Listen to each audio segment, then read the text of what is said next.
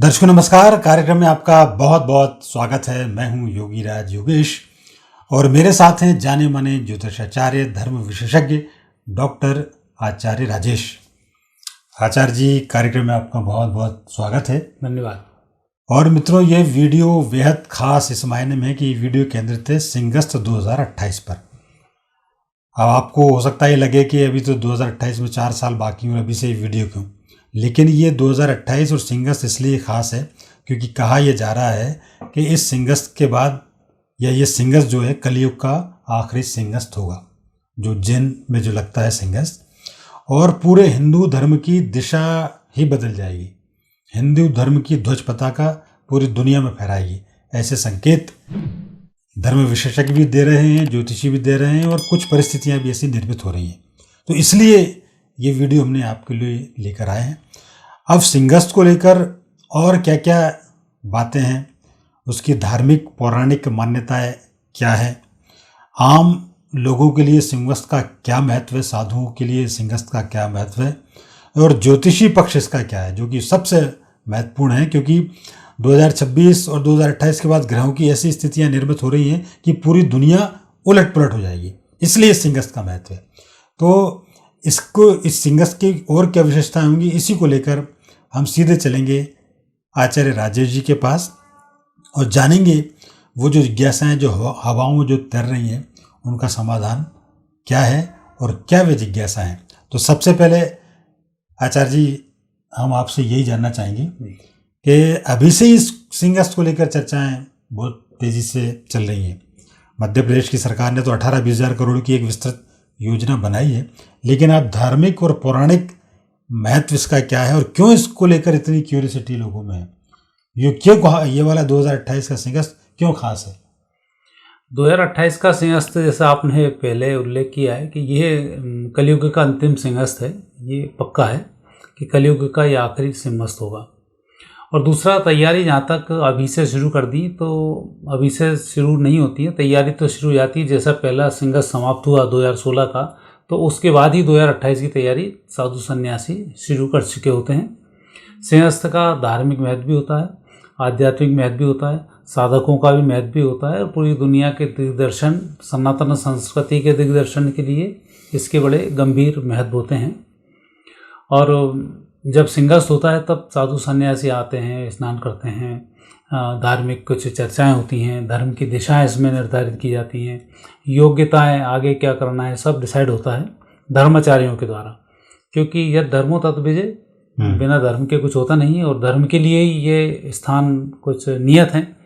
इसलिए आपने उज्जैन देखा कि पढ़ाई की नगरी है, भगवान कृष्ण भी यहाँ पर पढ़ने के लिए आए हैं। और उज्जैन का धार्मिक महत्व के साथ साथ भौतिक महत्व भी है, आध्यात्मिक महत्व भी है, भौगोलिक महत्व भी है। क्योंकि मंगल ग्रह, जिसको लोग बोलते हैं कि कभी पृथ्वी का अंश रहा होगा, तो जब कोई चीज़ टूटती है, आटे को 2 भागों मारते थे, एक लास्ट टाइम पॉइंट आता है जहाँ से वो पूरा अलग हो जाता है। तो मंगल और पृथ्वी का जो लास्ट वाला हिस्सा है वो उज्जैन है। अच्छा। तो वहाँ से टूटकर मंगल बसा हुआ है, तो उस स्थान का भी इसलिए महत्व आता है। और यदि हमारी एक पुरानी कथाएं समुद्र मंथन की देखें, तो वहाँ पर जो अमृत निकला, भगवान ने अमृत जब अपने हाथ में लेकर राक्षस पीछे भागे मोहिनी रूप से गए हैं, तो 4 जगह अमृत छलका है। उस जगह में एक स्थान उज्जैन भी है। इसलिए इन स्थानों पर कुंभ, घड़े में से अमृत छलका, इसलिए इस स्थान को कुंभ बोलते हैं। अच्छा। और सिंहस्थ इसलिए बोला जाता है कि सिंह राशि में गुरु होते हैं, इसलिए सिंहस्थ होता है। कुंभ राशि में यहाँ पर सूर्य होते हैं, और सिंह और कुंभ का जो मिलन है वो अन्य कुंभ की तुलना में सर्वश्रेष्ठ यहाँ पर होता है। और शास्त्रार्थ की जितनी चर्चा होती है वो सब उज्जैन में ही होती है, और इसलिए इस जो आने वाला सिंहस्थ, इसका बड़ा विशेष महत्व होने वाला है।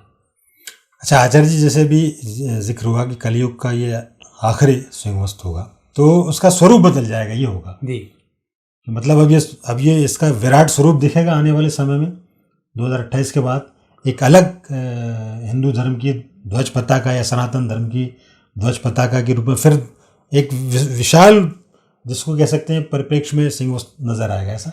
नहीं, इसको हम हिंदू और सनातन से इसको नहीं देखें, क्योंकि पृथ्वी में जो संतुलन और असंतुलन की बात आती है भगवान खुद करते हैं। और ये जो संतुलन असंतुलन होता है ये सत्व रज और तम 3 गुणों को लेकर होता है।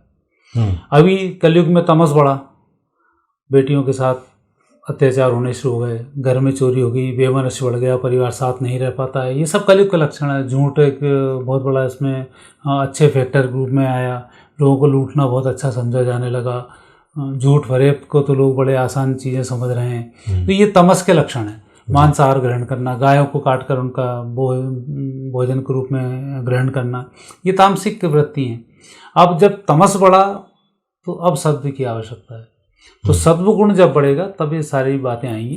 तो ऐसा नहीं है कि हिंदू बचेंगे, मुस्लिमों में भी जो अच्छे हैं, जो लेकर सत्वगुणी हैं, सबके साथ की जो बात करते हैं, पृथ्वी के विकास की जो बात करते हैं, बचेंगे। ईसाइयों में भी ऐसे बचेंगे, मतलब धर्म विशेष पे नहीं लें, पर जो ऐसे लोग हैं जो पूरी दुनिया को सहेजना और अच्छा देखना चाहते हैं, वो सत्व के लोग होते हैं। और सनातन मतलब प्रतिदिन नया, जो भी परिवर्तन होता है नया है, हम स्वीकार कर रहे हैं, वो सनातन होता है।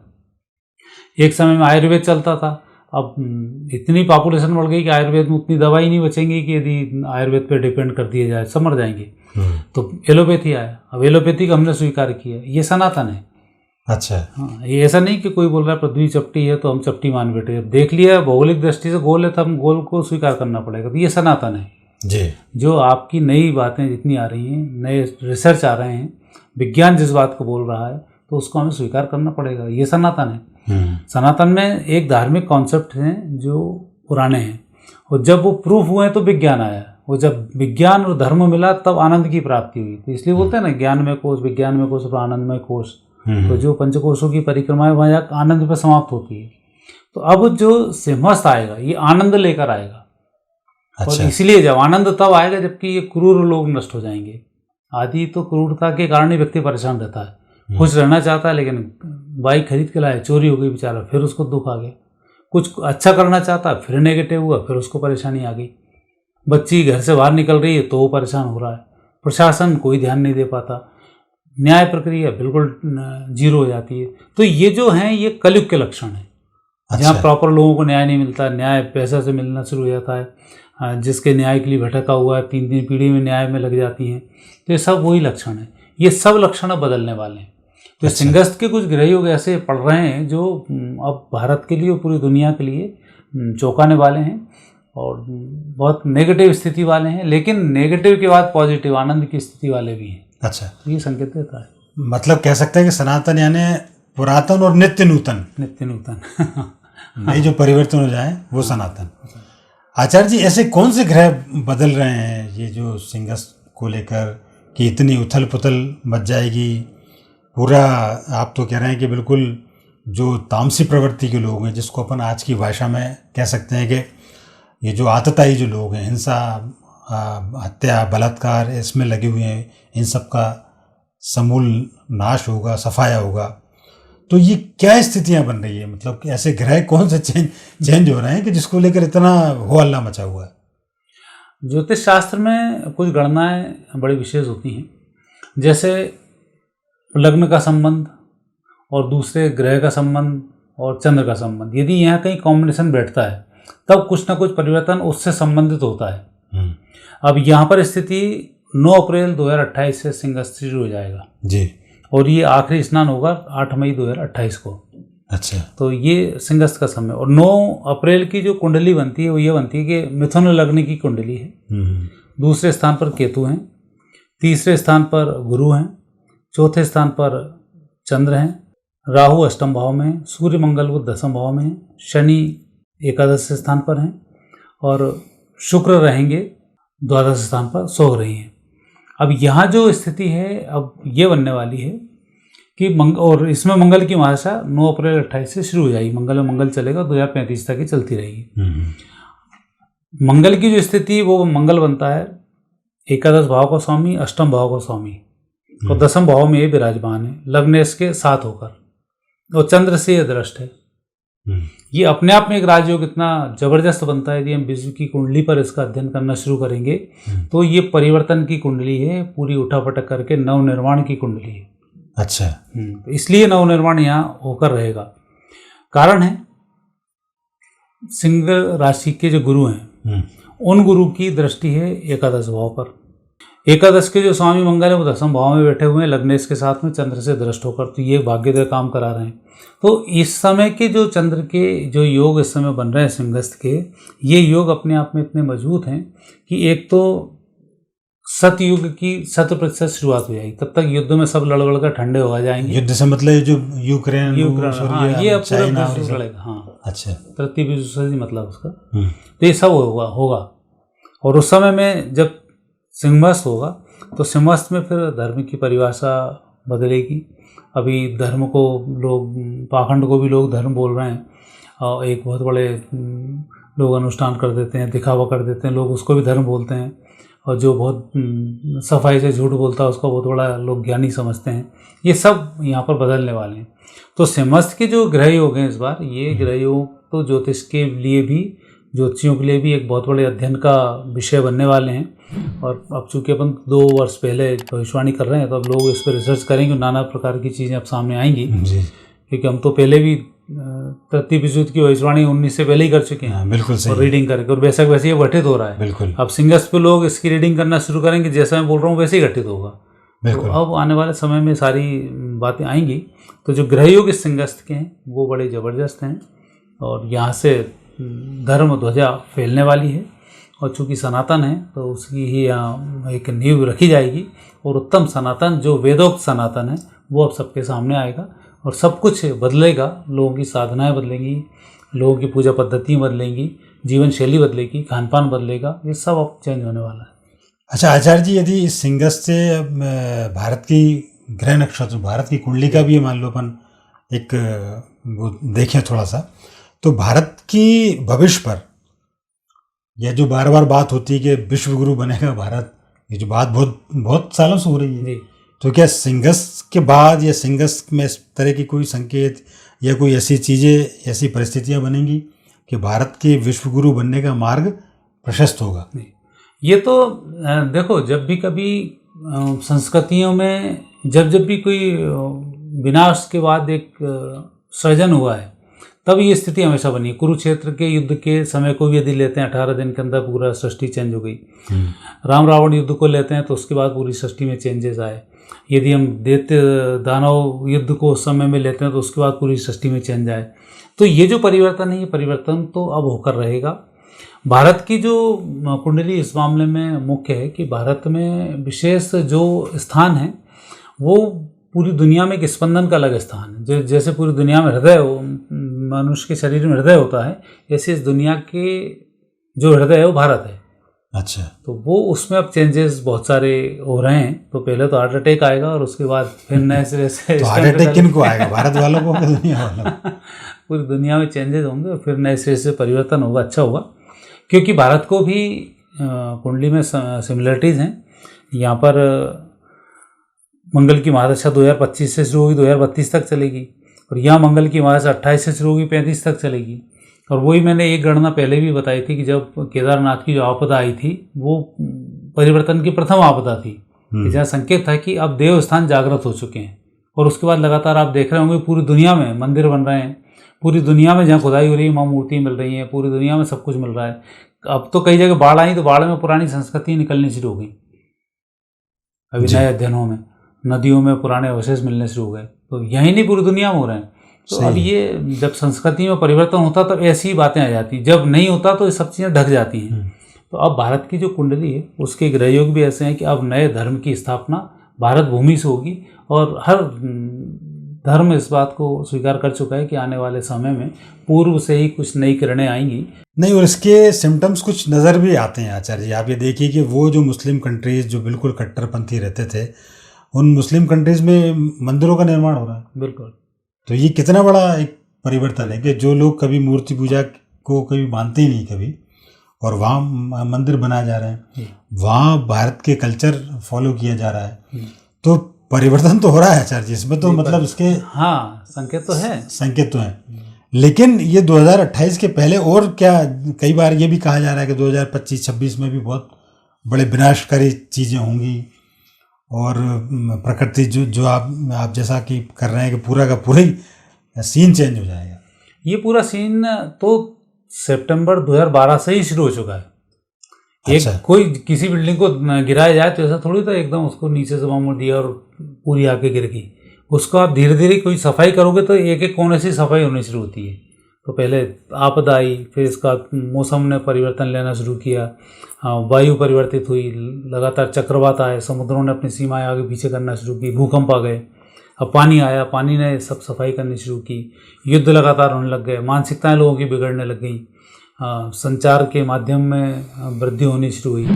तो जितने भी परिवर्तन हैं ये लगातार 2012 से 23 से बढ़ रहे हैं। और 12 से लेके मैंने तो भविष्यवाणी भी की भारत पूरी दुनिया में टेक्नोलॉजी का सिरमौर 2026 में हो जाएगा। और आप परिवर्तन देख भी रहे हैं, भारत ने जैसी मिसाइलें दी हैं, अब चिप वगैरह भी बनाना शुरू कर दिया, सेमीकंडक्टर वगैरह सब यहाँ सब शुरू हो गए यहाँ पर। अडानी जिनको लोग बोलते थे कि बढ़ा रहे हैं घटा रहे हैं, वो दुनिया का नंबर 1 उद्योगपति बनने वाला है। हमारे यहाँ अरबपतियों की संख्याएं बढ़ रही हैं। तो ये सब इतने सारे वाहनों का आना शुरू हुआ है, तो ये संकेत तो भारत की समृद्धि के आचार्य जी, लेकिन ये बढ़ तो रहा है भारत, लेकिन बढ़ते भारत के सामने खतरे भी बहुत ज़्यादा हैं। अब कई विकासशील अमेरिका, चाइना, ये बिल्कुल नज़र गड़ाए हुए हैं भारत पर, भारत को डिस्टर्ब करना चाहते हैं, भारत को अस्थिर करना चाहते हैं। अमेरिका, चाइना तो कभी नहीं चाहेगा कि भारत तरक्की करे, भारत विश्व गुरु बने। वो भारत को चारों तरफ से घेर भी लिया, देखा जाए तो आप श्रीलंका, बांग्लादेश उनने मिटा ही दिया। श्रीलंका की स्थिति भी बहुत अच्छी नहीं है, एक तरह से भुखमरी के कगार पे है। म्यांमार में चीन जो है घुसपैठ कर रहा है, पाकिस्तान इधर सिर पे ही बैठा हुआ है। इसमें जो लोग मूर्ख होते हैं वो मारे जाते हैं। अब जैसे पाकिस्तान है, उसको समझ में नहीं आया, पाकिस्तान में हिंदुओं से उनको तकलीफ, दूसरी भाषा वो आएगी उसको स्वीकार कर लेंगे। मतलब चीन उनके लोगों को मारता भी करता भी, इसके बाद भी चीन के दोस्त बन जाते हैं। वामपंथ भारत में अलग रहेगा, मुस्लिम देशों में वामपंथ नहीं है, लेकिन जब वामपंथ भारत में तो मुसलमान भारत वामपंथ के साथ हो जाते हैं। ईसाई वामपंथ को बर्दाश्त नहीं करते हैं, भारत के ईसाई वामपंथ के साथ हो जाते हैं। तो ये जो मूर्ख लोग होते हैं ये इस चीज़ को समझ नहीं पाते हैं कि हमारा भला किसमें और किसमें नहीं है। पाकिस्तान का सबसे सही भला भारत के साथ होता, बांग्लादेश का सबसे सही भला भारत के साथ होता, श्रीलंका का सबसे अच्छा भला भारत के साथ होता, नेपाल का अच्छा भला भारत के साथ होता। लेकिन वहाँ के नेता मर गए भूखे, वो चीन से संपर्क कर बैठे और अपने देश को गंवा बैठे। ये वहाँ की जनता को समझना चाहिए कि हमारा नेता बिका हुआ है, चीन के दम पे तुम चल रहे हो। जो एक अच्छा पड़ोसी है उसको तो झगड़े के उसमें लेके आ गए, और जो दूसरा है उसको आप माई बाप समझ रहे हो।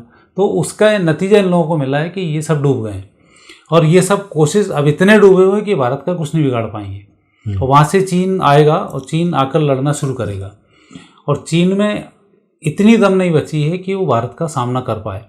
कारण है कि एक अच्छा खिलाड़ी होता है वो धैर्य रख के खेलता है। आप देखेंगे जितने बड़े बैट्समैन हुए हैं, चाहे गावस्कर हों, चाहे दूसरे और अन्य बैट्समैन रहो, इनके अंदर एकाग्रता बहुत रही, चाहे रवि शास्त्री रहो। तो जो व्यक्ति एकाग्र रहता है, अपने टाइम पे आना, बॉल आई, शॉट मारो, चुपचाप बैठ जाओ, सामान्य तरीके से खेलते रहो। और जीत हमेशा धैर्य की होती है। कर्ण जैसा धुरंधर नहीं था, अर्जुन ने उसको धैर्य से ही जीता। जैसे भीष्म पितामह थे, उन जैसा योद्धा नहीं था, अर्जुन ने उनको ही मारा। कृपाचार्य, जिनको लोग जानते नहीं, कृपाचार्य एक बार में 70,000 लोगों से लड़ने की क्षमता थी उनमें। वो इतने बड़े, सबसे बड़े योद्धा थे, वो उनको भागना पड़ा अर्जुन को देखकर।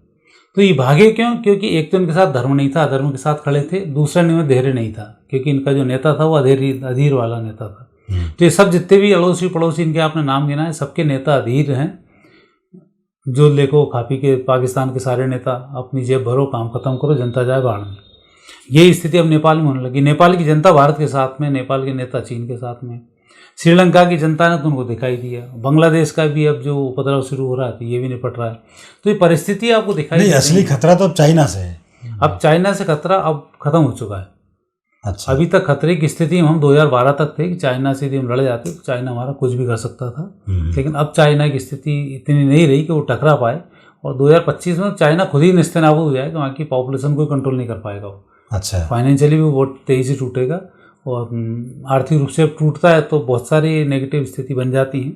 तो वहाँ भारत इन सब मामलों में आगे बढ़ेगा, चूँकि भारत की सत्ता, मैंने बताया ना, 2012 के बाद देवी देवता जागृत हो चुके हैं। जब देवी देवता जागृत होते हैं तो वहाँ की जो प्रकृति है वो उनकी मदद करना शुरू करती है। अब जैसे कई देश थे जो अच्छे गेहूं संपन्न है, कोई कुछ संपन्न है, वो संपन्नता ही खत्म होती जा रही है। तो भारत में वो संपन्नता बढ़ती जा रही है, सब कुछ नेगेटिव होने के बाद भी।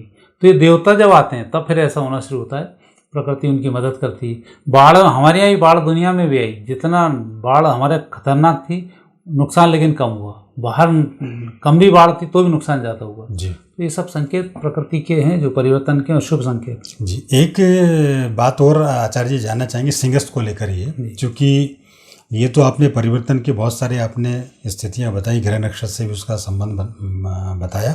सिंहस्थ को लेकर आम आदमी के मन में बड़ी वो रहती है कि जाएंगे और स्नान करेंगे, तो क्या होता है वहाँ के स्नान करने से? लोगों में ऐसी क्यों वो इतनी वो रहती है कि मतलब करोड़ों लोग वहाँ पहुँचते हैं, और एक जो शाही स्नान है साधुओं का, उसमें और आम लोगों के स्नान में क्या फर्क?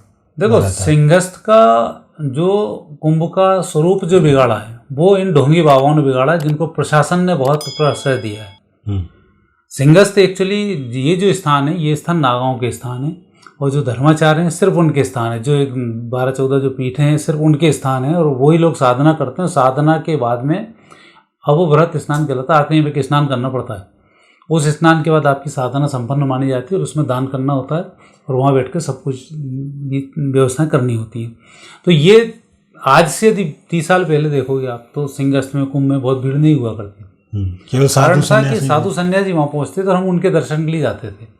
और हमारे दर्शन का तो नियम ये है कि जब इनका स्नान हो जाए, उस स्नान के दूसरे दिन से आप स्नान करें, फिर उनका अगला स्नान आता है, फिर उस स्नान में हम स्नान ना करें, उसकी बात करें। ये आम व्यक्तियों के लिए उसका नियम होता है। और वहाँ चूँकि धार्मिक स्थान है, तो जगह जगह इनकी महाभारत हो रही, भागवत हो रही, पारायण हो रहे हैं, उनको हम जाकर सुने और एक नियम से वहाँ पर रहें। ये ओरिजिनल कुंभ की विशेषता है, और वहाँ पर क्या करना है इसकी विशेषता है। अब क्या हुआ, शासन ने फोकट के धर्माचार्य एक चला आया कहीं का बाबा, उसका एक बड़ा प्रभाव आ गया, उसके पास 1-8 लाख दर्शक वो आ गए उसके चेले, तो प्रशासन ने उस पर हाथ रख दिया और उसको जगह अलॉट करा दी। समझ उसमें है नहीं, वो फालतू उटपटांग काम करता है, और उससे लोगों की भीड़ बढ़ना शुरू हो जाती। फिर कूदना शुरू कर देता, 4 बजे सबको स्नान करना चाहिए ब्रह्म मुहूर्त में। जब वो त्यौहार ही आपका नहीं है तो आप उसमें क्यों एंट्री कर रहे हैं? त्यौहार सन्यासियों का है, त्यौहार नागाओं का है, उनके उसमें डिस्टर्बेंस पैदा कर रहे हैं। पिछले सिंहस्थ में नागाओं को ठहरा दिया एक कोने में, और ये फुकट के आचार्य जितने पड़े थे सब छिपरा के आसपास आ गए। हुआ फिर कुदरत ने एक तूफान आया, सब उखड़ के बाहर हो गए। तो ये चीज़ बातें होती हैं यहाँ पर। अब ऐसे सिंहस्थ में और बड़े बड़े बाबा पैदा हो गए, उनको 4-4 एकड़ ज़मीनें चाहिए वहाँ पर, बिल्कुल, जिनमें कि वो अपने पंडाल सजाएंगे, और ना उनको उसका तमीज़ है ना उसका कुछ है। बड़े तिरकपूर्ण धारण की और अपने आप को सर्व मान लिए। जब इन सन्यासियों का अपमान होता है तब ये सारी चीज़ डिस्टर्ब होती है। तो इसलिए अब जो सिंहस्थ वाला आएगा, इसमें भयंकर तो एक तूफान उपद्रव खड़ा होगा, और प्रशासन की बहुत बड़ी भद पिटने वाली इस वाले सिंहस्थ में। ये कितनी भी बड़ी व्यवस्था कर लें, इन्होंने सन्यासियों का अपमान किया और इनका सत्यानाश सुनिश्चित हुआ। तो अब स्थिति यहाँ पर ये बनेगी। तो आने वाला जो सिंहस्थ है, इसलिए चैलेंजिंग सिंहस्थ है। वो मर्यादाएं, भगवान अपनी मर्यादाओं से बाहर जो गया फिर उसको वो नष्ट कर देते हैं। भक्त पे आँच आई तो भगवान उसको नष्ट कर देते हैं। तो ये सब नागा सन्यासी हैं जो जितनी भी साधना के अपने आप पर बताए गए हैं, तो उन सबको ध्यान में रखते हुए इसकी व्यवस्थाओं को करेंगे तो लाभ मिलेगा। लेकिन करेंगे नहीं, क्योंकि वो अहंकार आ जाता है ना उसमें, और पैसा खाने की व्यवस्था आ जाती है। 18,000 करोड़ में से का 2,000 करोड़ काम होगा, बाकी सब साफ हो जाएंगी। तो उनकी व्यवस्थाएं जो रहती हैं वो सब ऐसी होती हैं। और सिंहस्थ का पैसा, धर्म का पैसा आज तक किसी ने नहीं बचाया जी, ये सब कुछ नष्ट कर जाता है। हाँ, नहीं, और कहा भी जाता है ना, जिससे सरकार में फिर सिंहस्थ जिसने करा है फिर उसकी कुर्सी नहीं रही। अपने यहाँ तो उदाहरण बहुत सारे हैं। हाँ, चाहे वो उमा भारती रही हों, चाहे वो सुंदरलाल पटवा रहे हों, चाहे शिवराज सिंह चौहान रहे हों, सिंहस्थ के बाद परिवर्तन जरूर हुआ है। कांग्रेस के ज़माने में भी ऐसी हुई, या शुक्ल रहे रविशंकर, उनका निधन हो गया। मतलब ये 1-1.5 साल में ये चमत्कार वहाँ से मिलते हैं, हो जाता है। तो वास्तव में ये सिंहस्थ एक चमत्कारिक आयोजन तो हमेशा रहता ही है, और इसके प्रमाण भी मिलते रहे हैं। और आचार्य जी, आप बड़ी भविष्यवाणी इस बारे में कर रहे हैं कि ये सिंहस्थ जो है अपने आप में बड़ा रहस्य लिए हुए, अपने आप में बड़ा चमत्कार लिए हुए है, और आने वाले समय में हमें एक से बढ़ के एक आश्चर्यजनक बातें देखने को, सुनने को मिल सकती हैं। आचार्य जी, आपने इस महत्वपूर्ण विषय पर इतनी गंभीर और इतनी सारगर्भित जानकारी हमारे दर्शकों को दी, इसके लिए आपका बहुत बहुत धन्यवाद।